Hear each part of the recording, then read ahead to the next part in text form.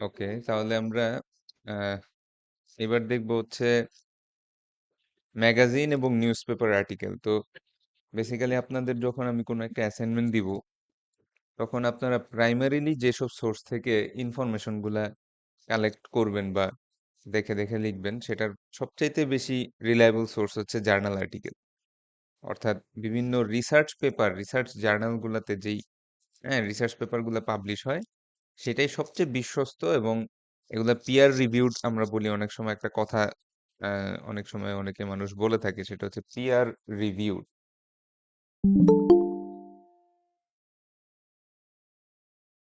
এই ওয়ার্ডটা কখনো শুনছেন কাউকে বলতে বা কোথাও ইউজ হইতে শুনছেন পিয়ার রিভিউড?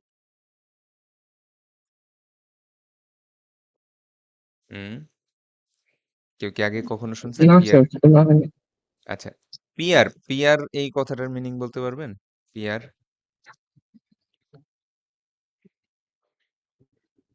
যেমন আমরা অনেক সময় একটা কথা বলে থাকি পিয়ার প্রেসার। এটা এটা তো মনে হয় শুনছেন কখনো, পিয়ার প্রেসার। এই ইংলিশ ওয়ার্ডটাও শুনেন নাই? জি স্যার, এটা শুনছি। এটার মানে কি?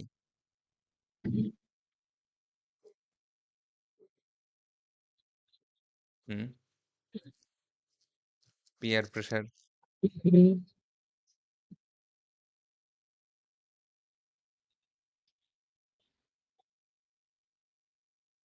পিয়ার প্রেসার মানে হচ্ছে বন্ধু বান্ধবদের প্রেসার।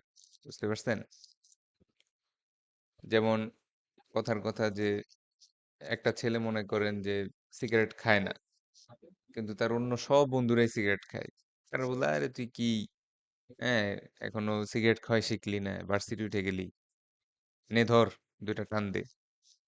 তো এটা কি পিয়ার প্রেসার? বুঝতে পারছেন? এটা হচ্ছে পিয়ার প্রেসার। তো পিয়ার রিভিউড জিনিসটা তাহলে কি? বেসিক্যালি আমাদের এই জার্নাল আর্টিকেল গুলা পিয়ার রিভিউড থাকে। তার মানে মনে করেন একজন পিএইচডি স্টুডেন্ট, সে এটা লেখে এবং তার এই জিনিসটা রিভিউ করা বা তার জিনিসটাতে চেক করা, যে এই যে সে তার রিসার্চ আর্টিকেলে এতগুলো ইনফরমেশন দিল, এত কথা লিখলো, এই জিনিসটা কি আসলেও সত্য কিনা। তো এই জিনিসটা চেক করা হয় অন্য পিএইচডি, যাদের অলরেডি পিএইচডি আছে তাদের দিয়েই চেক করা হয়। ঠিক আছে? সো এটাকে আমরা বলি পিয়ার রিভিউড। তো অনেক অনেক জার্নাল আছে যে জার্নালগুলোতে এডিটোরিয়াল বোর্ড রিভিউ করে। ঠিক আছে? অর্থাৎ একটা এডিটোরিয়াল বোর্ড থাকে, আর আপনি জার্নালের পেপারটা সাবমিট করেন, তারা একটা সার্টেন স্ট্যান্ডার্ড মেনটেন করলেই এই জিনিসটা পাবলিশ করে দেয়। কিন্তু অধিকাংশ ভালো ভালো জার্নাল যেগুলো, সেগুলো হচ্ছে পিয়ার রিভিউড জার্নাল। তার মানে কি, যে আপনি যেই লেভেলের এক্সিস্ট করেন, ধরেন আপনি একজন পোস্ট ডক, তাহলে আপনাকে মিনিমাম একজন পিএইচডি রিভিউয়ার দেওয়া হবে, যিনি আপনার রিসার্চ আর্টিকেলটা পড়বে এবং পড়ে এখান থেকে বিভিন্ন মিস্টেক বের করবে, বিভিন্ন আহ, আহ, হয়তো আপনি ফলস ইনফরমেশন দিচ্ছেন, হয়তো আপনি ইনঅ্যাকুরেট ইনফরমেশন দিচ্ছেন, বা যেই টেকনোলজিটা আপনি লিখতে চাচ্ছেন সেটা সম্পর্কে আপনার ভালো আইডিয়া নেই, এসব বিষয়ে তারা প্রশ্ন করবে। তো জার্নালের রিভিউ কিন্তু খুব লং টার্ম প্রসেস, এবং বেশ বেশ লম্বা সময় লাগে রিভিউ পাস করতে, অনেক বড় সময় লাগে। সাধারণত 3 থেকে 4 জন রিভিউয়ার থাকে এবং এভাবেই জার্নাল আর্টিকেল গুলো পাবলিশ হয়। তো আমরা এই যে এরকম সুন্দর মতো গুগল স্কলারে জার্নাল পেয়ে যাচ্ছি, যে প্রসেসটা কিন্তু এত সহজ না। হুম। তো সেটা আমাদের মাথা ব্যথা না। তো আমরা এরপরে সবচাইতে যেটা আমরা বেশি সোর্সটা ইউজ করব, যে কোনো জিনিস আমি ধরেন আপনাদেরকে দিলাম যে কথার কথা ethical issue of using সাইহাব, ethical issue of using সাইহাব website. তো এখানে আমরা বিভিন্ন সময় বিভিন্ন ওয়েবসাইট বা ইয়াও দেখতে পারবো।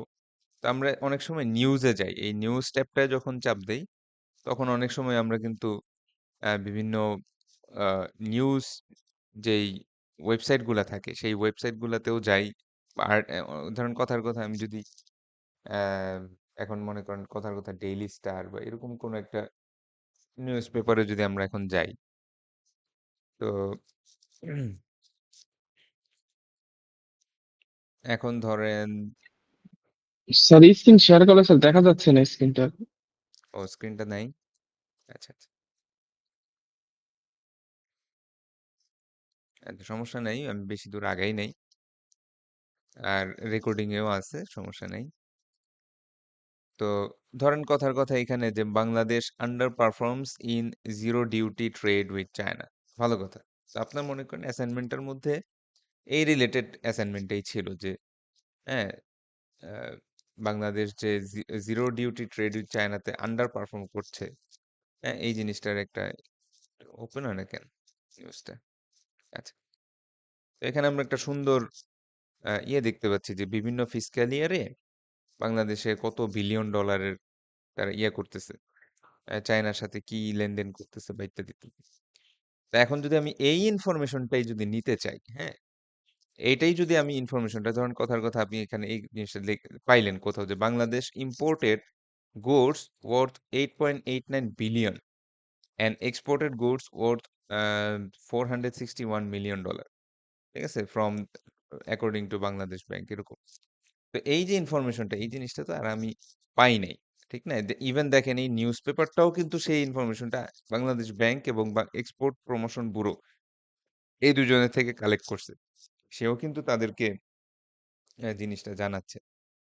তো আহ, আপনি এরকমই এই আপনার নিজের অ্যাসাইনমেন্টের মধ্যেই মনে করেন এই কথাটুকু লিখতে চাইলেন যে বাংলাদেশ, হুম, বাংলাদেশের import and export ratio to China has a huge gap, hmm, has a huge gap. তারপরে এরকম বলতে পারেন যে হুম, কথার কথা একটা কিছু একটা বললাম যে বাংলাদেশ ইম্পোর্টেড কথার কথা 40 টাইমস মোর দেন ইট এক্সপোর্টেড। আচ্ছা, বাংলাদেশ তো তাহলে মাদারল্যান্ড যেহেতু সি হবে exported goods in the current fiscal year. তো এই যে আমি কথাটা লিখলাম যে বাংলাদেশ জানা এক্সপোর্ট করে তার চাইতে 40 গুণ বেশি তারা ইম্পোর্ট করে, ঠিক আছে। এই ইনফরমেশনটাও কিন্তু আমি একটা নিউজ পেপার আর্টিকেল থেকে নিয়ে আসলাম। তো আমরা অনেক সময় দেখা যাচ্ছে যে নিউজ পেপার আর্টিকেলটা is a very good source for statistics and information, এবং সেটা আমাদের অ্যাসাইনমেন্টে ইউজ করা লাগবে। যেমন আমি এই মাত্রই এই ইনফরমেশনটাই কিন্তু আমি এই নিউজ পেপার থেকে নিয়ে আসলাম। তাহলে যে ম্যাগাজিন বা নিউজ পেপার আর্টিকেল, এইটাকে কিভাবে আমরা সাইটেশন করব, এটার ফরম্যাটটা আবার একটু দেখে আসি। তো আপনাদের হয়তো অনেকের আগের জার্নাল আর্টিকেলটা যারা সাইটেশন দেখছেন বা রেকর্ডিং যারা দেখছেন তাদের নিশ্চয়ই এই জিনিসটা ইজি লাগবে। বাট যারা আজকে আবার নতুন করে দেখতেছি তারা আবার একটু প্র্যাকটিস করি। প্রথমে আমরা লিখব হচ্ছে অথারের last name, comma, first name initial, dot, middle name initial. তাহলে লাস্ট নেম ফার্স্ট নেম তো স্যাররা বুঝি। হুম, লাস্ট নেম ফার্স্ট নেম বুঝি না। জি স্যার। আচ্ছা, তাহলে এখানে আমার অথারের নামটা দেওয়া দেখতেছি আমরা যে রেফায়েতুল্লাহ মৃধা। তাহলে বলেন তো ওনার নামটা লেখার সিস্টেম কি হবে? প্রথমে লাস্ট নেম হবে না লিজা? হ্যাঁ, মৃধা। এটা হচ্ছে মির্জা না মির্ধা? আচ্ছা যাই হোক, মৃধা মৃধা। মির্ধা, কমা, তারপর আর ইউ, মানে রাফাতুল্লাহ সংক্ষিপ্ত। R dot U U dot, dot ঠিক আছে, R dot U dot, dot. বুঝতে পারছেন?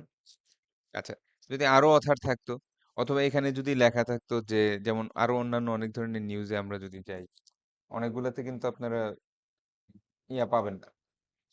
এই তো আসি আসি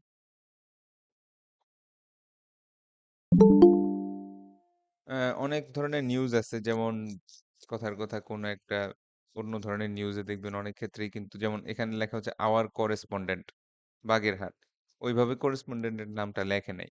অথবা অনেক ক্ষেত্রে লিখবে যে স্টার অনলাইন রিপোর্ট, এখানেও ওইভাবে বলা নাই রাইটারের নাম। তো সেই ক্ষেত্রে আমরা রাইটারের নামটা এই ওয়েবসাইটের নাম ইউজ করব।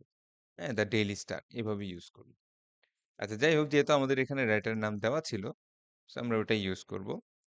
তারপরে বলছে কি, তো জার্নালের সাথে এই নিউজ পেপারের পার্থক্য, এখানে মেজর পার্থক্যটা হচ্ছে জার্নালে আমরা শুধু পাবলিকেশন ইয়ারটা দিয়ে দিতাম। যেমন এর আগে আমরা যখন উদাহরণস্বরূপ আমাদের একটা জার্নাল যখন আমাদের ছিল, এই যে স্যাম্পল রিসার্চ পেপারটা, এখানে এই ক্ষেত্রে আমরা 2023 ইউজ করছিলাম। হ্যাঁ, ওর শুধুমাত্র ওর পাবলিকেশন ইয়ারটা ইউজ করছিলাম, বাট এখানে আমাদেরকে শুধু পাবলিকেশন ইয়ার দিলেই হবে না, পুরা ফুল ডেটটা দিতে হবে। ঠিক আছে, পুরা ফুল ডেটটা দিতে হবে। সো এই ডেটটা দেওয়ার ফরম্যাট হচ্ছে publication year, comma publication month, publication date. So জিনিসটা হবে অনেকটা এরকম যে 2025 সালের মার্চ মাসের 25 তারিখ। তাহলে একটা প্যারেন্থিসিস, একটা ফার্স্ট ব্র্যাকেট দিব এবং লিখবো 2025, কমা মার্চ 25। তারপরে আরেকটা ডট দিয়ে একটা স্পেস দিব। ঠিক আছে, 2025, কমা মার্চ 25। ওকে, দেন চলে আসি। এরপরে কি লিখবো, টাইটেল অফ দ্য আর্টিকেল। ঠিক আছে, টাইটেল অফ দ্য আর্টিকেল, একটা ডট চিহ্ন দেন, title of the article. So আমরা এখানে টাইটেলটা দেখতে পাচ্ছি, জাস্ট সিম্পলি টাইটেলটা কপি করব এবং কপি করে আমাদের এখানে এখন পেস্ট করে দিলাম। তারপরে হচ্ছে ডট। তারপরে কি বললো, নেম অফ দ্য ম্যাগাজিন অথবা পিরিয়ডিক্যাল, যেমন আপনি টাইম ম্যাগাজিন থেকে নিয়ে আসলেন তাহলে লিখবেন টাইম। হ্যাঁ, অথবা আহ, কোনো ম্যাগাজিন, বা যেমন এই ক্ষেত্রে আমাদের একটা নিউজ পেপার থেকে নিয়ে আসছি। সো এই জিনিসটা থাকবে ইটালিক ফরম্যাটে। সো আমরা নিউজ পেপার, এখানে আমাদের নিউজ পেপারটার নাম হচ্ছে দ্য ডেইলি স্টার। সো আমরা দ্য ডেইলি স্টার এই কথাটা লিখলাম এবং এই জিনিসটা কি করব, ইটালিক করে দিব। এই জিনিসটা ইটালিক ফরম্যাটে করে দিব। ওকে, তারপরে যদি ভলিউম নাম্বার, ইস্যু নাম্বার থাকে, হ্যাঁ, ভলিউম নাম্বার, ইস্যু নাম্বার থাকে তাহলে একটা। তো আমাদের যেমন এই ক্ষেত্রে ভলিউম নাম্বার, ইস্যু নাম্বার এরকম কিছুই দেওয়া নাই। সেই ক্ষেত্রে আমরা ওটা দিতে পারতেছি না। আর এরপরে দেখি আর কি লাগছিল, পেজ নাম্বার। হ্যাঁ, পেজ নাম্বারও নাই, যেহেতু ওটা online news paper, page number নাই। কিন্তু এই ডেইলি স্টারের কিন্তু আবার একটা পেজ আছে, একটা আহ, একটা মানে ছাপানো পত্রিকা আছে না, ডেইলি স্টারের বা প্রথম আলোর বা এই ধরনের এনি নিউজ পেপারকে ছাপানো একটা পেপার আছে না আজকের দিনে। হ্যাঁ স্যার। হ্যাঁ, ওই ছাপানো পেপারটার মধ্যে কিন্তু আবার এই নিউজটারই একটা পেজ নাম্বার আছে। কথা বুঝতে পারছেন? এই নিউজটারই কিন্তু একটা পেজ নাম্বার আছে, ওইটা ওখানে দিতে হবে। তো কথার কথা ধরে নিলাম যে এটা পেজ নাম্বার ছিল কথার কথা 15। হ্যাঁ, এনিথিং। ঠিক আছে, আমরা যেহেতু জানি না, ওটা আমরা ধরে নিলাম যে 15 নম্বর পেজটাই ছিল। আচ্ছা, তারপরে আমরা কি করবো, ডট দিব, এরপর একটা স্পেস দিয়ে এটার যে লিঙ্কটা, তো এটা যদি ডিওআই আপনারা পান তো ভালো, আর ডিওআই না পাইলে জাস্ট সিম্পলি এখানে যে ইউআরএলটা আছে এটা কপি করে আমরা এখানে জাস্ট সিম্পলি পেস্ট করে দেবো। ব্যাস, হয়ে গেল আমাদের। আর নিশ্চয়ই মনে আছে যে এটা ফরম্যাটিংটা কিভাবে করতে হয়। এটার ফরম্যাটিং করার জন্য আমাদেরকে কয়েকটা কাজ করতে হবে। প্রথম কথা হচ্ছে ডাবল স্পেসিং করতে হবে, ইন্ডেন্টেশনটা হ্যাঙ্গিং করতে হবে। ঠিক আছে, এই স্পেশাল ইন্ডেন্টে গিয়ে 0.5 হ্যাঙ্গিং করে দিতে হবে এবং একদম সবকিছু শেষ করার পরে আমরা জাস্ট সিম্পলি এটাকে অ্যালফাবেটিক অর্ডারে সাজায় ফেলবো। তাহলে নিউজ পেপার বুঝছি স্যাররা, নিউজ পেপার এবং জার্নাল আর্টিকেল, সরি ম্যাগাজিন। তো এখানে আমাদের আমি গাইডলাইনটাও দিয়ে রাখছি, আপনারা এই গাইডলাইনে গিয়েও দেখতে পারেন যে জার্নাল আর্টিকেল কিভাবে কিভাবে সাইটেশন করতে হয়। তারপরে কিভাবে আপনার ম্যাগাজিন সাইটেশন করতে হয় বা নিউজ পেপার কিভাবে সাইটেশন করতে হয়, যেমন এই যে এখানে দেখেন। ঠিক আছে, নিউজ পেপার কিভাবে সাইটেশন করতেছে, হ্যাঁ, সাল দিচ্ছে। তারপরে এখানে হচ্ছে ওর নিউজ পেপারের টাইটেলটা, এখানে নিউ ইয়র্ক টাইমস, ওই পত্রিকার নাম, এবং তারপরে জাস্ট সিম্পলি তাদের ওয়েবসাইটের লিঙ্কটা দিয়ে দিছে। এভাবে আমরা যদি নিউজ পেপার থেকে, যেমন আমি এখানে নিউজ পেপার থেকে একটা ইনফরমেশন নিছি আমার অ্যাসাইনমেন্টে, যে বাংলাদেশ যত না এক্সপোর্ট করে তার তুলনায় প্রায় 40 গুণ বেশি কারেন্ট ফিসক্যাল ইয়ারে এক্সপোর্ট করছে, তো ইম্পোর্ট করছে। এই জিনিসটা তো আমি জানতাম না, এই ইনফরমেশনটা তো আমি আরেকজনের থেকে নিয়ে আসছি। তো যার থেকে নিয়ে আসছি না কেন তাকে আমি সাইটেশন করব, তাহলে আমার এই লেখাটা প্লেজারিজমের আন্ডারে পড়বে না। আচ্ছা, তারপরে আর কি আছে দেখি, ওয়েবসাইট। হ্যাঁ, তো ওয়েবসাইটও খুবই গুরুত্বপূর্ণ। আমাদের অনেক সময় বিভিন্ন ওয়েবসাইট থেকে আহ, আমাদেরকে নেওয়া লাগে। তো ওয়েবসাইটের ক্ষেত্রেও আমি একটা গাইডলাইন আপনাদেরকে দিয়ে রাখছি। ওয়েবসাইটের মধ্যে মেইন যে ডিফারেন্সটা, ঠিক আছে, সেটা হচ্ছে অন্য সব জায়গায় আমাদের টাইটেল অফ দ্য ওয়ার্ক ছিল নন ইটালিক, কিন্তু এই ক্ষেত্রে উল্টা, টাইটেল অফ দ্য ওয়ার্ক হবে ইটালিক আর নেম অফ দ্য ওয়েবসাইট থাকবে নট নট ইটালিক। এইটাই হচ্ছে মেইন ডিফারেন্সটা, ঠিক আছে, ওয়েবসাইটস এর। তো যেমন আমি একটা উদাহরণ দিই, যেমন আমরা যদি একটা কিছু লিখে সার্চ দিই, ধরেন এথিক্যাল ইস্যুস, এথিক্যাল ইস্যুস, ধরেন এরকম যে ethical issues with workforce and development of artificial intelligence, ঠিক আছে, এরকম আমি কিছু একটা লিখে সার্চ দিলাম। তো এখানে বিভিন্ন ওয়েবসাইট আসলো। তো আমরা যে কোনো একটা ওয়েবসাইটে ধরেন চলে গেলাম যে কনকর্ডিয়া ইউনিভার্সিটি কিংবা উম, ধরেন এই এটাই দেখি হার্ভার্ড বিজনেস স্কুল, ঠিক আছে। তো ধরেন আপনি এই ইনফরমেশনটা এখান থেকে দেখলেন যে, যেমন এখানে লেখা আছে যে 73% of US companies have already adopted AI in some aspect of their business. এই যে কথাটা লিখলো, এই কথাটা আমি ইউজ করতে চাচ্ছি যে আমার অ্যাসাইনমেন্টে, যে এআই কিন্তু আমাদের জীবন ধ্বংস করে ফেলতেছে, আমাদের চাকরি বাকরি অলরেডি চলে যাচ্ছে। ইনফ্যাক্ট এটা এটা কিন্তু আসলেও বাস্তব। বিকজ আমি অল্প কিছুদিন সফটওয়্যার ইঞ্জিনিয়ার হিসেবে কাজ করেছিলাম 2021 সালে। তো তখনই তো আপনার মাত্র চ্যাট জিপিটিটা আসা শুরু হইলো, ঠিক আছে, 2021 না 23 সালে। চ্যাট জিপিটিটা আসাই শুরু করলো 22 সালের একদম শেষের দিকে। তো তখনও মানুষ ওইভাবে ওয়ার্কফোর্সে ওইভাবে এআইটা ইউজ করতো না। তো এখন আমাদের কাছে ফ্রি এআই আছে প্রায় 5 থেকে 6টার উপরে, এবং প্রত্যেকটা একটা একটা হচ্ছে ভালো। একজনের সাথে আরেকজন কম্পিটিশন করে করে ভালো আসতেছে। তো এটার জন্য আমরা যে সাবজেক্টে লেখাপড়া করি, কম্পিউটার সায়েন্স, তো আমাদের একটা মেসিভ পরিমাণ স্টুডেন্টই আসলে সফটওয়্যার ইঞ্জিনিয়ারিং এর জন্য চাকরিতে অ্যাপ্লাই করে। তো যেটা হয় যে, যারা ভালো তো ভালোই, যারা আগের থেকেই কম্পিটিটিভ প্রোগ্রামিং বা যাদের ব্রেইনের পাওয়ারটা বেশি ভালো, হ্যাঁ, ইংলিশ ল্যাঙ্গুয়েজের স্কিল ভালো থাকে বা প্রবলেম সলভিং ক্যাপাবিলিটি যাদের অনেক ভালো, তারা দেখা যাচ্ছে কম্পিটিটিভনেস এর মাধ্যমে ভালো ভালো জবগুলো নিয়ে নিচ্ছে। বাট এই মানে 99% অফ দি আদার স্টুডেন্ট যারা সিএসসি গ্রাজুয়েট, তো তাদেরকে যেটা করতে হয় যে সেটা হচ্ছে স্কিল ডেভেলপ করতে হয়। হুম, অর্থাৎ আপনি কোনো একটা ট্রেনিং বা কোনো একটা অনলাইন কোর্স কমপ্লিট করবেন, সার্টিফিকেট পাবেন, তারপরে হয়তো আপনি ইন্টার্নশিপের জন্য অ্যাপ্লাই করবেন। তো যেটা হয় যে 99%, আমি যেটা বললাম 1% পিপল যারা এক্সট্রাঅর্ডিনারি, যারা মানে খুবই ভালো, তাদের জবে সমস্যা হয় না। কিন্তু মানে সেই তো শুধু চাকরি করবে তা না। হ্যাঁ, ঠিক না? আমাদের সবারই তো আল্টিমেটলি জব বা কিছু একটা তো আমরা ইকোনমিক অ্যাক্টিভিটি তো করে আমাদের খেতে হবে। তো অধিকাংশ স্টুডেন্টরা আমরা যেটা করি যে সেটা হচ্ছে আমরা একটা ট্রেনিং বা কোনো একটা অনলাইন কোর্স বা এটাতেই ভর্তি হই ফাইনাল ইয়ারের দিকে। যার যেই লাইনে পছন্দ, কারো নেটওয়ার্কিং পছন্দ হলে সে নেটওয়ার্কিং এর উপর 1 বছর ট্রেনিং নেয়। কারো মেশিন লার্নিং পছন্দ হলে মেশিন লার্নিং এর উপর 1 বছর পড়াশোনা করে। হ্যাঁ, এরকম ইত্যাদি ইত্যাদি। তো এরপরে আমি যেটা দেখলাম যে জুনিয়র পজিশন যেটাতে মোস্টলি আমরা জব করতাম, অর্থাৎ ইন্টার্ন এবং সফটওয়্যার ডেভেলপমেন্ট ওয়ান, ঠিক আছে, ইন্টার্ন পজিশন, জুনিয়র ডেভেলপমেন্ট এবং সফটওয়্যার ডেভেলপমেন্ট ওয়ান, এই পজিশন গুলাতে মানে ম্যাসিভ হারে আপনার চাকরির পরিমাণ কমে গেছে, ঠিক আছে। আপনারা যদি বিডি জবস বা লিঙ্কডইন বা এই ধরনের জব সার্চিং যে ওয়েবসাইট গুলা থাকে, যেগুলো আপনাদের আছে কিনা জানি না, বাট সবারই থাকা উচিত, লিঙ্কডইন বা বিডি জবস অ্যাকাউন্ট থাকা উচিত।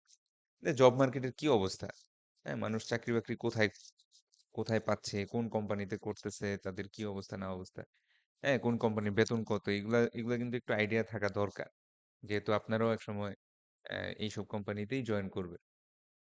তো দেখবেন যে জুনিয়র পজিশন গুলাতে লোকজন নিচ্ছেই না। এটার রিজনটা কি? মেইনলি জুনিয়র স্টুডেন্টরা বা জুনিয়র যারা ছিল, তারা 6 মাস বা 1 বছর মতো যাদের ট্রেনিং, তারা তো এত এক্সপার্ট না, অভিজ্ঞতা কম। তো তাদেরকে দিয়ে মূলত বয়লার প্লেট কোড গুলা লেখাইতো।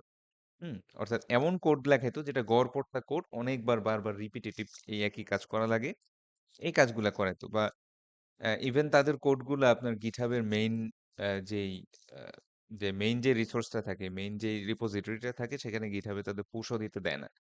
তাদের একটা ব্রাঞ্চে তারা পুশ দেয় ওইখান থেকে, তাদের সিনিয়র যে সফটওয়্যার ডেভেলপার থাকে সে চেক করে করে ওটা পোস্ট দেয়।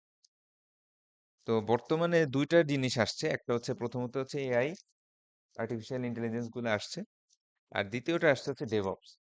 হ্যাঁ, যার কারণে এই টোটাল দুইটা জিনিসই আপনার সফটওয়্যার ডেভেলপমেন্টটাকে অটোমেটেড করে ফেলছে। অর্থাৎ একজন সিনিয়র ডেভেলপার যদি একটু সাজায় কাজ করে 10 থেকে 15 জনের কাছে একাই করতে পারবে। ঠিক আছে, কারণ ডেভঅপসটার মাধ্যমে টোটাল সফটওয়্যার এসডিএলসির যে প্রসেসগুলো ছিল প্রত্যেকটা প্রসেস অটোমেটেড হয়ে যায়। আর এআই আপনাকে তো আপনি যা জিজ্ঞেস করতেছেন তাই দিচ্ছে। তো দেখা যাচ্ছে যে ওই পজিশনগুলোতে জব অনেক মানে অ্যালার্মিং হারে কম। আর যদি থাকেও এমন একটা বেতন অফার করে আপনার মাথা ঘুরে যাবে। ৮,০০০ টাকা ৯,০০০ টাকা বেতন অফার করবে। আপনি একটা ইউনিভার্সিটির গ্রাজুয়েট, 4 বছর পড়াশোনা করছেন।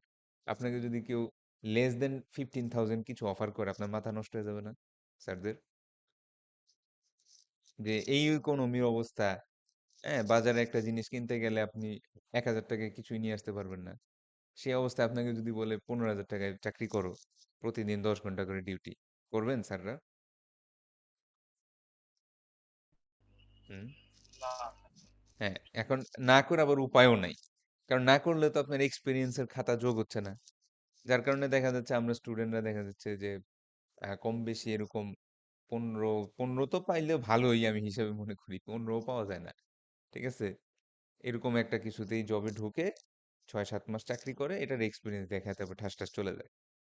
তো এতে এই যে জিনিসটা হচ্ছে, এই জিনিসটার উপরেই ধরেন আপনার একটা অ্যাসাইনমেন্ট যে কি পরিমাণ জব হারায় যাচ্ছে বা কি পরিমাণ জব নষ্ট হয়ে যাচ্ছে। তো আপনি এরকম একটা ওয়েবসাইট পাইলেন এবং সেখানে লেখা শুরু করলেন যে না, বাংলাদেশে 73% বা ইউএস কোম্পানিগুলো 73%ই অলরেডি তারা এআই অ্যাডপ্ট করে ফেলছে এবং তারা জুনিয়র পজিশনগুলোতে আর লোক নিচ্ছে না। এরকম একটা ইনফরমেশন ধরেন আমি নিচ্ছি, তাহলে আমি এইটাকে সাইট করব কিভাবে আমার অ্যাসাইনমেন্টে? আচ্ছা, তো ওয়েব পেজ সাইটেশন ওই একই জিনিস, same last name first name. So এই ক্ষেত্রে আমরা দেখতে পাচ্ছি ওর নাম হচ্ছে কেট গিবসন। তাহলে ওনার নামটা কিভাবে লিখবো একটু বলেন তো একজন? গিবসন, কেউ একজন বলেন। হ্যালো। দিয়েছে তারপর ডট দিয়ে তার হ্যাঁ, গিবসন কমা কে ডট। ডট। তাহলে ওর নাম ছিল কি হচ্ছে কেট গিবসন। আচ্ছা, ভালো। তারপর হচ্ছে এই যে ডেটটা দিতে হবে 14ই আগস্ট 2024। কিভাবে দিব একটু বলেন তো কেউ একজন? কিভাবে দিব?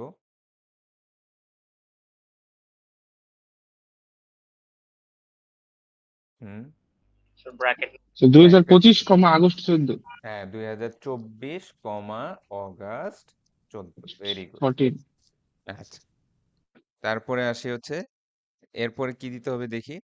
এগুলো দেওয়ার পর title of the work Italy. তাইলে আমার এখানে টাইটেল অফ দ্য ওয়ার্ক হচ্ছে এইটা।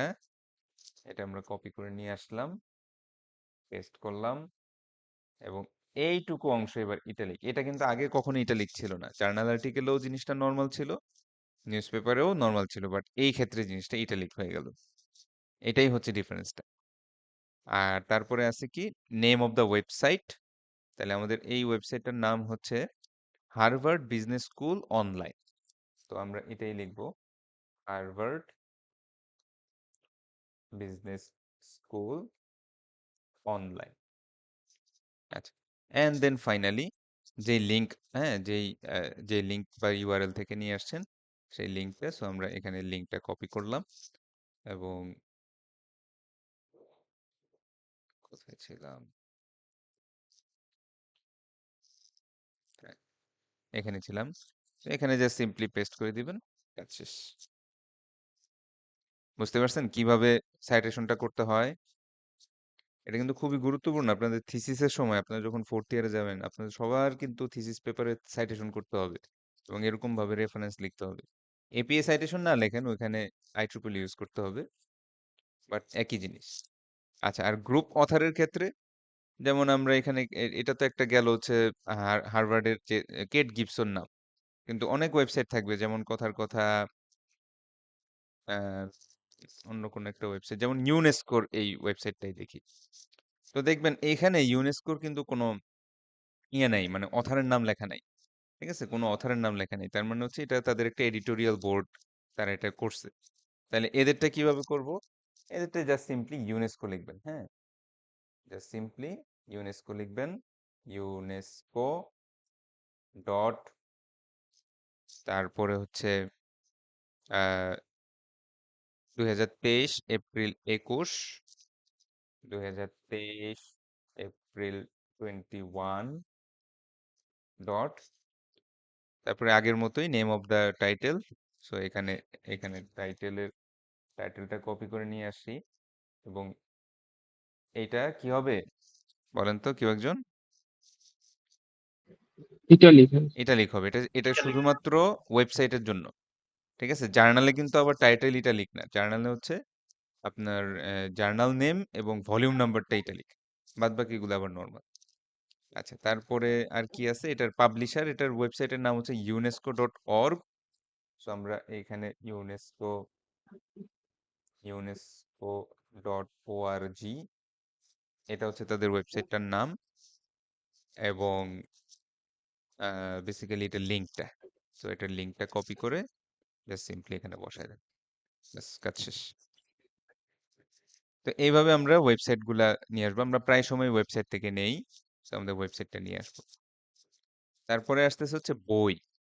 তো আপনারা যদি কখনো বই বই নিয়ে আসেন, হ্যাঁ, আপনারা যদি কখনো বই থেকে সাইটেশন করেন, অর্থাৎ কোনো বুক থেকে কোনো ডেফিনেশন বা বই থেকে কোনো প্রসেস বা কোনো ইন্ডাস্ট্রিয়াল প্রসেস বা যে কোনো কিছু, আপনি বই থেকে তো অনেক কিছু আনতে পারেন, বা কোনো একটা ফর্মুলা বই থেকে নিয়ে আসলেন, বা যেমন মনে করেন আমাদের যেই হাম 2201 যে বইটা আছে, হ্যাঁ, এটাও তো সাইটেশন করা যেতে পারে যে এখান থেকে আমি কিছু একটা শিখলাম। তো সেই ক্ষেত্রে আমাদেরকে কয়েকটা জিনিস এখানে লিখতে হবে। আমরা একটু দেখে আসি একটা একটা করে। প্রথমেই যেটা করতে হবে যে last name comma first name, অর্থাৎ বইয়ের রাইটার কারা কারা, তাদের নাম। তা আমাদের এই বইয়ের রাইটার কে? George W Reynolds. কেউ একজন বলেন তো ওনার নামটা কি, কি লিখবো আমি? Reynolds comma Reynolds G comma dot G W dot W dot, very good. W. তাহলে আমরা লিখে ফেলি যে Reynolds comma G dot W dot. আচ্ছা, তো একাধিক রাইটার থাকলে একাধিক রাইটার কমা কমা দিয়ে লিখবেন, একদম লাস্ট রাইটারের আগে একটা এন্ড মানে এম্পারসেন্ট চিহ্ন দিবেন। ওকে। দেন কি বলতেছে? কপিরাইট ইয়ার, মানে কত সালে বইটা কপিরাইট করা হয়েছে। তো আমরা আমরা বলছিলাম যে বইগুলা কপিরাইটেড থাকে। তো এখানে কপিরাইট দেখা যাচ্ছে 2014। আপনারা যদি একটু বড় করেন, বইয়ের মধ্যে দেখা যাচ্ছে 2014। তো আমরা কপিরাইট ইয়ারটা লিখবো, এখানে ফুল ডেট লেখার দরকার নেই। তো আমরা কপিরাইট ইয়ার হচ্ছে 2014 ডট। ওকে, তারপর টাইটেল অফ দ্য বুক এবং কত নাম্বার এডিশন। ঠিক আছে? টাইটেল অফ দ্য বুক এবং কত নাম্বার এডিশন। যেমন আমরা এখানে একটু ফরম্যাটে দেখে আসি, ডিওআই ছাড়া, ঠিক আছে, যে তো এডিশন, কোথাও এডিশনটা দেওয়া নাই। এডিশন,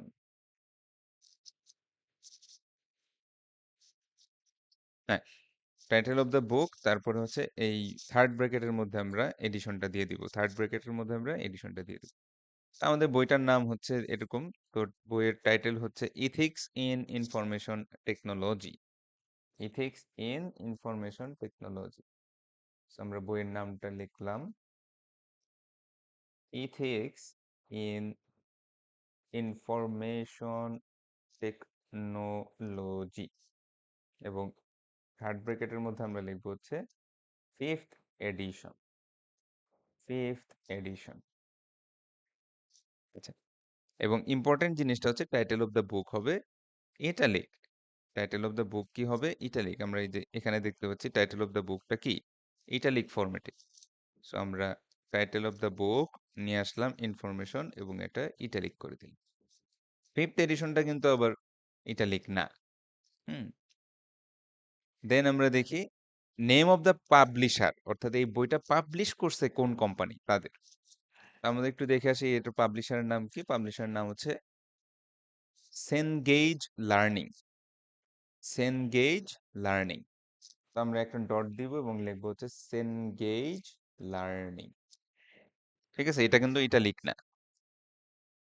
আচ্ছা, দেন ফাইনালি ইউআরএল লিংক। যদি আপনার কাছে এটা এই অনলাইন বা ই বুকের যদি কোনো ইউআরএল লিংক থাকে, তাহলে সেই ইউআরএল লিংকটা দিয়ে দিবেন। তো আমার কাছে তো কারেন্টলি ইউআরএল লিংক নাই, আমার কাছে তো বর্তমানে ইউআরএল লিংকটা নাই।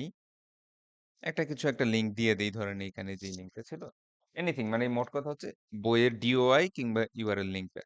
আচ্ছা, ডিওআই পাওয়াও যেতে পারে। আমরা যদি একটু ক্রস রেফে যাই, তাহলে ডিওআই পাওয়াও যেতে পারে। তো দেখে আসি।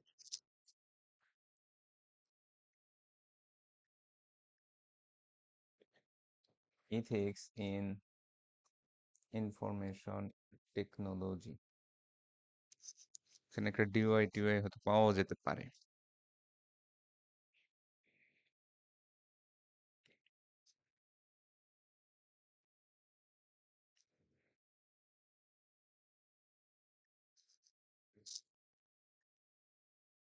জ- জর্জ ডব্লিউ রেনল্ডস।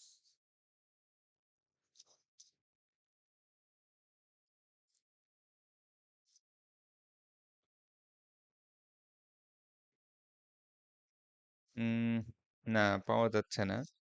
তো যাই হোক, আপনিও যদি কোনো বই বা ই বুক থেকে যদি কোনো জিনিস শিখেন বা লেখেন, তাহলে সেই ক্ষেত্রে ওই লিঙ্কটা দিয়ে দিবেন। তো আমরা এখানে একটা র্যান্ডম একটা লিঙ্ক দিয়ে রাখি। ঠিক আছে, একটা র্যান্ডম লিঙ্ক দিয়ে রাখি। যাই হোক, তাহলে বুক বা ই বুক আমরা এইভাবে করব। ঠিক আছে, আমরা এইভাবে জিনিসটা ফরম্যাট করব।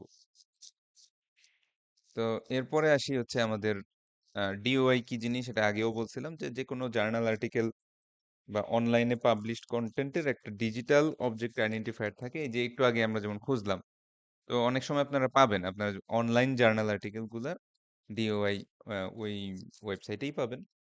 আবার অনেক ক্ষেত্রে এই ক্রস রেফের মধ্যে থেকেও পাওয়া যায়। তো আমরা এবার যেটা দেখবো সেটা হচ্ছে প্যারাফ্রেজিং। তো প্যারাফ্রেজিং বলতে আমাদের একটা আইডিয়া হচ্ছে কি যে প্যারাফ্রেজিং মানে হচ্ছে যে, যেমন এই যে রিসার্চ পেপারটা আমি পড়লাম বা একটা বইয়ের থেকে আমি কিছু একটা পড়লাম। ধরেন আপনি প্রাইভেসি রিলেটেড কিছু একটা বইয়ের চ্যাপ্টার পড়লেন। ধরেন এখানে অনেক কিছু তো লেখা। তো এখান থেকে পড়ে আপনার অ্যাসাইনমেন্ট আপনি লিখতে যাচ্ছেন, হ্যাঁ, অ্যাসাইনমেন্ট আপনি এখান থেকে পড়ে এখান থেকে এটার উপরে বেস করে আপনার অ্যাসাইনমেন্টটা লিখতে চাচ্ছেন। তো আমরা যেটা করি, এই এটার রাইটারের লেখাটা যদি হুবহু লিখি বা এখান থেকে একটু কন্ট্রোল সি মেরে এখান থেকে একটু কন্ট্রোল সি মেরে লিখি, তাহলে কিন্তু প্লেজারিজম ধরে ফেলতেছে। এটা থেকে বাঁচার ওয়েটা হচ্ছে প্যারাফ্রেজ। তো প্যারাফ্রেজ করে কিভাবে, প্যারাফ্রেজ করার সঠিক নিয়ম কি, এটা আমরা একটু দেখব। আচ্ছা, প্যারাফ্রেজ করার এফেক্টিভ এবং প্লেজারিজম মানে মুক্ত সিস্টেম হচ্ছে, number one, read the original sentences several Times. অর্থাৎ ধরেন আপনি এই প্যারাগ্রাফটা প্যারাফ্রেজ করতে চান, হ্যাঁ, আপনি ধরেন এই প্যারাগ্রাফটুকু প্যারাফ্রেজ করতে চান, তাহলে এটা আপনি 2-3 বার পড়েন। Read the original content several Times, বেশ কয়েকবার এক অরিজিনাল জিনিসটাই, মানে যেটাকে নকল করে আপনি লিখতে চাচ্ছেন বা যেটা থেকে ইন্সপায়ার্ড হয়ে আপনি লিখতে চাচ্ছেন, সেই জিনিসটা বেশ কয়েকবার পড়েন। আচ্ছা, পড়ার পরে কি করবেন? রাইট সাম কি points from the sentences in a piece of paper. Piece of paper হইতে পারে, নোটপ্যাড হইতে পারে, বা আপনাদের এই যে গুগল ডক্স হতে পারে। এখানে কি করবেন, যে এই যে আপনি পড়লেন, পড়ার পর এখান থেকে কতগুলা কিওয়ার্ড, হ্যাঁ, যেমন এখানের প্রাইভেসি একটা কিওয়ার্ড হইতে পারে, হ্যাঁ, ইনফরমেশন একটা কিওয়ার্ড হইতে পারে, তারপরে এই যে limited access to one's personal data, এটা হইতে পারে, হ্যাঁ, বা এই যে এরকম ব্যাপারগুলা, হ্যাঁ, কমিউনিকেশন একটা কিওয়ার্ড হইতে পারে, তারপরে ডেটা একটা কিওয়ার্ড হইতে পারে। যে এরকম বিভিন্ন কিওয়ার্ড, অর্থাৎ মেন কথাগুলা আপনি একটা খাতায় লেখেন। ঠিক আছে, এই প্রথমত এই প্যারাগ্রাফটা পড়েন আর মেন কথাগুলো একটা খাতায় লেখেন। একটা খাতায় লেখার পরে যেটা করবেন সেটা হচ্ছে যে write the content in your own words using the key points without looking at the original text. এবার যেটা করবেন যে এই বইটা বন্ধ করে দিবেন, এই বইটা অফ করে দিবেন এবং যে কিওয়ার্ডগুলা লেখা ছিল এইটার উপর বেস করেই আপনার লেখাটা লিখবেন। এটার উপর বেস করেই আপনার লেখাটা লিখবেন। আপনি আর অরিজিনাল যে টেক্সট আছে ওটার দিকে তাকাবেন না। ওটা ৩-৪ বার পড়লেন, পড়ার পরে কতগুলো কিওয়ার্ড বের করলেন। ওই কিওয়ার্ডের উপর বেস করে আপনার নিজের অ্যাসাইনমেন্টের যে প্যারাগ্রাফটা আছে সেটা লিখলেন। আচ্ছা। Compare your paraphrase with the original text. Ensure you have appropriately cited and referenced the original text. অর্থাৎ যতই প্যারাফ্রেজ করি না কেন, আমি অ্যাকচুয়ালি তো ইনফরমেশনটা তার থেকেই নিছি। তো তাকে আমাকে সাইটেশন দিন শেষে করতে হবেই। কিন্তু আপনারা দেখবেন যে অনেক সময় সাইটেশন করলেও প্লেজারিজম কাউন্ট হচ্ছে। এটার রিজনটা হচ্ছে আপনি সাইটেশন করছেন ঠিকই, কিন্তু আপনার লেখা ওর লেখা প্রায় হুবহু সেম। কাছাকাছি একই হয়ে গেছে প্যারাফ্রেজ করার পরেও। এটার রিজনটা হচ্ছে আপনি বেসিক্যালি ওরটা দেখে, দেখে কতগুলা সিনোনিম চেঞ্জ করছেন, হ্যাঁ? কতগুলা ওয়ার্ড খালি চেঞ্জ করছেন। আপনি ধরেন এই যে এইখানে একটা প্যারাগ্রাফ আছে, এখানে খালি এই, এই টাইপের জায়গায় অন্য কিছু লিখলেন, হ্যাঁ? রিস্ক এর জায়গায় ডেঞ্জার লিখলেন। এইরকম চেঞ্জ ছাড়া আর বাদবাকি পুরা মোরালেস লেখা ২ টা সেম। আপনি দেখবেন যে এটা ঠিকই আপনার প্লেজারিজম ধরে ফেলছে। সো ওইখানে দেখবেন যে আপনার স্কোর অনেক হাই আসছে। প্লেজারিজম স্কোর অনেক বেশি আসছে। তো সেই ক্ষেত্রে তো এটা একটা রিস্ক। তো সেই ক্ষেত্রে আমরা করব কি একটু কম্পেয়ার করব যে দেখতে আমারটা আর ওরটা ডিফারেন্স হয়েছে কিনা। হ্যাঁ? সেন্টেন্স স্ট্রাকচার, ওয়ার্ডিং, কথা বলার স্টাইল, তারপরে একটা ডেটা প্রেজেন্টেশন এর স্টাইল অ্যা হুবহু সেম কিনা। যদি হুবহু সেম হয় তাহলে কিন্তু প্লেজারিজম ধরে ফেলবে। আর সফটওয়্যারকে তো আপনি বলতে পারবেন না, "ভাই, ভাই মাফ করে দে ভাই। এরপর থেকে ভালো হয়ে যাবো।" এগুলো তো সফটওয়্যার বলা যায় না। সফটওয়্যার একদম লাল কালারের দাগ দিয়ে দিবে এবং আপনার চেঞ্জ করার কোনো সিস্টেম নেই। আচ্ছা, remember only changing a few words from the original text is not paraphrasing. আপনাদের একটা ভুল ধারণা থাকতে পারে যে কয়েকটা সিনোনিম চেঞ্জ করে দেই তাইলেই মনে হয় প্যারাফ্রেজ হয়ে যাবে। না, ওটা প্যারাফ্রেজ না, ওটা করে দেখেন 100% প্লেজারিজম খাবেন। আচ্ছা। এবং do not change the original meaning of the paragraph while paraphrasing. যখন প্যারাফ্রেজিং করবেন তখন অরিজিনাল টেক্সটের মিনিং চেঞ্জ করে ফেলবেন না। এমন কিছু লিখবেন না যার কারণে অর্থই পরিবর্তন হয়ে যায়। তো এখানে আমি আপনাদের একটা গাইডলাইনের লিংক দিয়ে রাখছি। আপনারা এখান থেকেও করে নিতে পারেন। বাট এফেক্টিভলি আমি যা বলছি সেটাই। আচ্ছা। তো রেফারেন্স লিস্টের রাইটিং ফরম্যাট দেখাই দিচ্ছি। ওকে। এবার চলে আসা হচ্ছে আমাদের মেইন গুরুত্বপূর্ণ কথায়। স্যাররা আছেন তো নাকি? জি স্যার। হ্যাঁ, ওকে। তাহলে আমাদের এই সেমিস্টারে অ্যাসাইনমেন্ট হিসাবে আমরা এই টপিকটার উপরে অ্যাসাইনমেন্ট করব। What are the ethical issues of developing AGI, artificial general intelligence. তো এজিআই একটা নতুন টেকনোলজি, এটা আমি আপনাদের একটু সারসংক্ষেপ দিয়ে রাখি যে এজিআই হচ্ছে একটা নতুন একটা টেকনোলজি। এআই, হ্যাঁ, এআই এরও আরো একটু অ্যাডভান্স ভার্সন হচ্ছে এজিআই, যেটা ফুললি নিজের ডেভেলপমেন্ট নিজেই করতে পারে, নিজের ডেটা নিজেই কালেক্ট করতে পারে এবং এটা বেসিক্যালি এখনো এই যে এটা ডেভেলপ হয় নাই, বাট বড় বড় কোম্পানিগুলা লাইক মাইক্রোসফট, গুগল তারা রিসার্চ করে যাচ্ছে এই যে এটা ডেভেলপমেন্টের জন্য। তো আপনাদেরকে যেটা করতে হবে যে এই রিলেটেড, যেমন এজিআই কি, এজিআই বলতে কি বোঝায়, এআই এজিআই এর মধ্যে ডিফারেন্সটা কি, তারপর এজিআই ডেভেলপমেন্ট করলে আমাদের কি কি সমস্যা হতে পারে, এথিক্যাল ইস্যু কি কি হয়ে দাঁড়াইতে পারে, এই বিষয়গুলো নিয়ে আপনারা ওয়েবসাইট, তারপরে যে কোনো জায়গায়, হ্যাঁ, চ্যাট জিপিটি এনি জায়গায় সার্চ দিতে পারবেন, কোনো সমস্যা নেই, সার্চ দিতে কোনো প্রবলেম নেই। সমস্যা হচ্ছে each and every definition, each and every single information আপনি যেটাই নেবেন না কেন, যত স্ট্যাটিস্টিক্স নেবেন না কেন, প্রত্যেককে ইনটেক্সট সাইটেশন এবং তাদের রেফারেন্স লিস্ট দিতে হবে। আমার কথাটা কি বুঝতে পারছেন? জি স্যার। আচ্ছা। তো আমাদের এই অ্যাসাইনমেন্টটা খুবই ছোট্ট হবে, মাত্র ৩০০ ওয়ার্ড। ঠিক আছে? মানে লিখতে, লিখতে আপনার যদি ৩০০ ৩৫০ ওয়ার্ড হয়ে যায় তাতে সমস্যা নাই। বাট এট লিস্ট মাত্র 300 ওয়ার্ডস। এজন্যই আমি ছোট করছি। কারণ আপনারা যেহেতু আ আ ইয়া করবেন, সাইটেশন করবেন। সেহেতু আমি এই জিনিসটা একদমই ছোট, মানে ৩০০ ওয়ার্ড লিখলে আপনি দেখবেন যে যেমন কথার কথা যে আমাদের এখানে একটা টেক্সট খোলাই আছে। এই ওয়ার্ডটুকু যদি আপনি একটু ওয়ার্ড কাউন্ট করেন, গিয়ে দেখবেন যে মাত্র আ ওয়ার্ড কোথায় জানি? দেখেন যে মানে এর মধ্যে ৪১২ টা ওয়ার্ড আছে। ব্যাপারটা বুঝছেন? এই অল্প একটু লেখার ভিতরেই 400 ওয়ার্ডস হয়ে গেছে। সো আমি আসলে কোয়ান্টিটির উপরে প্রাধান্য দিচ্ছি না আমি। আমি কোয়ালিটিটা চাচ্ছি যে আপনারা ছোট করেই একটা অ্যাসাইনমেন্ট করে নিয়ে আসেন। কিন্তু এটার মধ্যে কোনো প্লেজারিজম থাকতে পারবে না। প্লেজারিজমের জন্য আমি গ্রামারলি ইউজ করব। আপনারাও চাইলে চেক করে দেখতে পারেন যে গ্রামারলিতে আপনাদের প্লেজারিজম স্কোর কত আসতেছে। আর এটা হচ্ছে আপনারা একটা মাইক্রোসফট ওয়ার্ড বা গুগল ডক্স ফরম্যাটে লিখবেন। বাট আমাকে এমএস ওয়ার্ড, ঠিক আছে? অর্থাৎ .docx এই ফরম্যাটে অ্যাসাইনমেন্টটা জমা দিবেন। .docx কথাটা কি বুঝছেন? আবার প্রিন্ট করে আইনেন না ক্লাসে যে স্যার অ্যাসাইনমেন্ট। এটা অনলাইন অ্যাসাইনমেন্ট থাকবে এবং .docx ফরম্যাটে জমা দিবেন। কথা বুঝতে পারছেন? জি স্যার বুঝতে। হ্যাঁ, পিডিএফ করেন না। পিডিএফ করেন না এবং অবশ্যই আপনাদের আমি মেইন জিনিসটা দেখব প্লেজারিজম কত পারসেন্ট। তারপরে হচ্ছে আপনারা ঠিকমতো রেফারেন্স করতেছেন কিনা এবং ইনটেক সাইটেশন ঠিকমতো করতেছেন কিনা। কারো থেকে হেল্প নিতে সমস্যা নেই, কিন্তু হেল্প নেওয়ার পরে তাকে অবশ্যই রেফার করতে হবে। That is that is the proper way of doing an assignment. আর কোনো একটা ইনফরমেশন নেওয়ার সময় এটার প্যারাফ্রেজের মাধ্যমে আপনার প্যারাফ্রেজ বিভিন্ন টুলস আছে। প্যারাফ্রেজ টুলস আছে যেমন একটা প্যারাফ্রেজ টুলস আছে কুইলবট।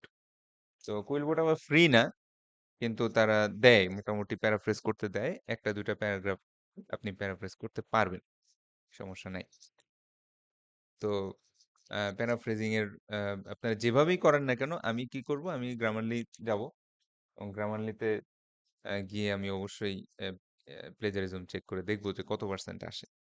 গ্রামারলিতে কিন্তু এআই ডিটেকশনও আসে। আপনারা ভাবলেন এই এআর থেকে এই প্যারাগ্রাফ, ওই এআর থেকে এই প্যারাগ্রাফ, এখান থেকে এই প্যারাগ্রাফ মেরে দেই, ধরা খেয়ে যাবে। আপনার মনে করলেন আচ্ছা ওই ওই বন্ধুর অ্যাসাইনমেন্টটা ভালো হয়েছে, ওরটা থেকে এক প্যারাগ্রাফ নেই, ওই বন্ধুরটা ভালো হয়েছে, এটা থেকে এক প্যারাগ্রাফ নেই। আমার কাছে যখন আসবে সব প্যারাগ্রাফ, সব কটা প্লেজারিজম ধরা খেয়ে যাবে। তো ওই ক্ষেত্রে নাম্বার কিন্তু খুব কম আসবে। নিজের থেকে অল্প দেখেন, মানে এই ছোট্ট এক পেজ লেখার ভিতরে কিন্তু 400 ওয়ার্ড ছিল। তার মানে আপনি লিখলে হয়তো সর্বোচ্চ 300 350 ওয়ার্ড হবে। ছোট্ট একটা অ্যাসাইনমেন্ট জমা দিয়ে দিবেন। আচ্ছা, অ্যাসাইনমেন্ট জমা দেওয়ার ডেট, আমাদের নেক্সট ক্লাস হবে হচ্ছে 8 তারিখ না? তো আহ আপনারা 8 তারিখের মধ্যে পারবেন অ্যাসাইনমেন্ট জমা দিতে? ছোট্ট একটা অ্যাসাইনমেন্ট, অনলি 300 ওয়ার্ডস। হ্যালো, শুনতে পাচ্ছেন স্যাররা? জি স্যার। সবাই তো কোনটা বলে, সবাই তো কিছু বলতেছে না। সবার মতামতটা নেওয়া দরকার। মানে স্যার হচ্ছে পারবো প্রায় স্যার। প্রায় আরো 2 সপ্তাহ, হ্যাঁ মানে 300 ওয়ার্ড লেখার জন্য মাত্র 2 সপ্তাহ, ঠিক আছে? তো আট জি তারিখে স্যার আমরা পারবো। 8 তারিখে আমরা চেষ্টা করব, আরেকটা লাস্ট চ্যাপ্টার আছে ওটা থেকে ফাইনালের প্রশ্ন আসবে। ওই টপিকটা একটু পরে আমরা একটু সাজেশন বা ফাইনাল পরীক্ষা, কারণ এরপরে আমাদের আর ক্লাস নাই। 14 15 আমাদের প্রিপারেটরি লিভ ছুটি হয়ে যাবে। সো 8 তারিখে আমাদের লাস্ট 8 লাস্ট, তারিখ। হ্যাঁ লাস্ট ক্লাস। জি স্যার 8 তো তারিখেই দিয়ে। হয়তো আমাদের 1.5 ঘন্টা ক্লাস তো। আচ্ছা, আমরা তো আরেকটু আধা ঘন্টা একটু বেশি টাইম নিতে পারি সাজেশন পড়ানোর জন্য। তো ওটুকু, আমার আমার পরে তো আর ক্লাস নেই, আপনাদের আছে? না স্যার। হ্যাঁ, তাহলে এই হয়তো সাজেশন টুকুর জন্য আমরা তো 20 মিনিট 10 মিনিট একটু বসলাম। আরেকটা চ্যাপ্টার পড়ানো লাগবে, ওই চ্যাপ্টারটা থেকে প্রশ্ন আসবে। সো আমরা 8 তারিখেই তাহলে অ্যাসাইনমেন্টটা দিচ্ছি। 2 সপ্তাহ আছে। আর অ্যাসাইনমেন্টের ব্যাপারে আমি একটু লিনিয়েন্ট থাকি আর কি, মানে অ্যাসাইনমেন্ট কেউ একটু পরে দিলেও আমি নেই বা নাম্বার কেটে দিই, ওরকম না। আপনারা দিতে পারেন, তবে বেশি দেরি করেন না, কারণ আপনাদের আবার ফাইনাল পরীক্ষা শুরু হয়ে যাবে। সো তার আগে যাতে আমি আপনাদের একটা ফিডব্যাক দিতে পারি। ওকে, আমরা একটা ইয়াতে চলে আসি, অ্যাটেন্ডেন্সে চলে আসি, টাইম নেই। আচ্ছা, Rabbi Sarkar Sunny, Naimul Islam Akand, Yes, sir. Tamim Ahmed, Amit Hasan, yes sir. Sadman Hasan Hossain Amiyo, Likhon Mondal, Nasif Islam Prithul, Samaresh Baidya, Tanzila Bithi, Mahin Islam, Hossain Sarkar, Rabiul Hasan Amiyo, yes sir. আচ্ছা, নাহিদ হাসান শিহাব, শাম্মী হোসেন মৌ, বৈশাখী সূত্রধর, Yes, sir. বিল্লাল হোসেন আরাফাত, সাব্বির রহমান সৌরভ, মোহাম্মদ মাকসুদুর রহমান ভুইয়া, মাহবুব আলম, আখি, সাদমান আতিকুর রহমান, Present, sir. জান্নাত সুমাইয়া মিম,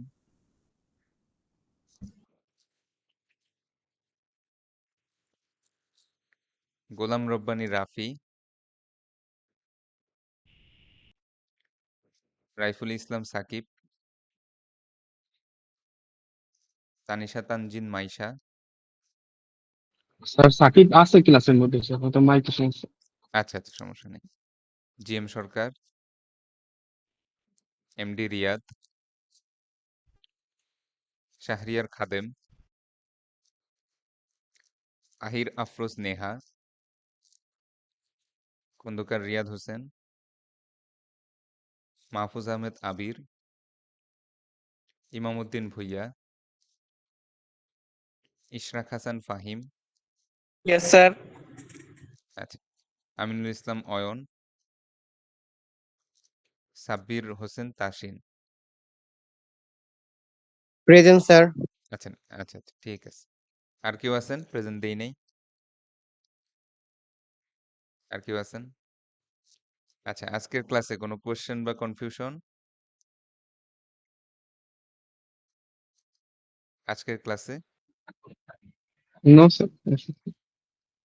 ওকে, তাহলে আমি রেকর্ডটা অফ করে দিই।